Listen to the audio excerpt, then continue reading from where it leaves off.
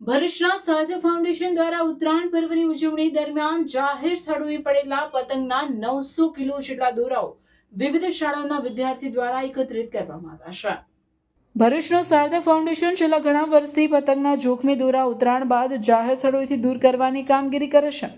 સાર્થક foundation charitable trust દ્વારા આ વખતે ભરૂચની વિવિધ 55 શાળાના 5000 વિદ્યાર્થીઓ સાથે આ અભિયાન હાથ ધરાયું હતું। સંસ્થાના કાર્યકરો અને શાળાના બાળકોએ આ વખતે રેકોર્ડ બ્રેક 900 કિલો દોરા રસ્તાઓ જાહેર સ્થળોએથી એકત્ર કર્યા છે।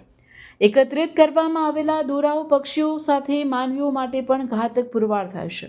સંસ્થાની વર્ષોના જાગૃતિ અંગેના પ્રયાસોના પરિણામે આ વર્ષે ચાઇનીઝ દોરા તેમજ બલૂનોનો ઉપયોગ ઓછો થયો હોવાનું પ્રમુખ હેતલ શાહે જણાવી આવી ચાઇનીઝ દોરીનો ઉપયોગ ટાળવા અપીલ કરવામાં આવે છે। સાર્થક ફાઉન્ડેશન કરુણા અભિયાન જીવદયા પ્રેમી સહિતનું સેવાકીય કાર્ય પણ કરી રહ્યું છે, જે અન્યો માટે પણ પ્રેરણાદાયક બની રહે તેમ છે।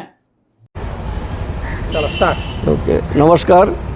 સાર્થક ફાઉન્ડેશન ચેરિટેબલ ટ્રસ્ટ જે દર વર્ષે મકર સંક્રાંતિ દરમિયાન જે દોરાઓનું એકત્રીકરણનું કાર્ય સંભાળી રહ્યું છે, તો આ વખતે લગભગ 55 સ્કૂલમાં સંપર્ક કરવામાં આવ્યો તથા દોરા એકત્રીકરણમાં 5000 ઉપર બાળકોએ એકત્રિત કર્યા છે અને 900 કિલો દોરા એકત્રિત કરવામાં આવ્યા છે। ખાસ આમાં એક નોંધપાત્ર વસ્તુ એવી છે કે આ બધા પ્રયત્નોથી ચાઇનીઝ દોરાનો ઉપયોગ અને બલૂનનો ઉપયોગના અંદર ઘટાડો નોંધાયો છે, જે અમારા કલેક્શનથી અમને ખ્યાલમાં આવ્યું છે।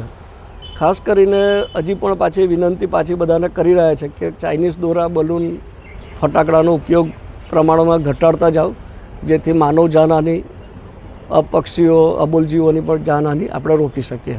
નમસ્કાર।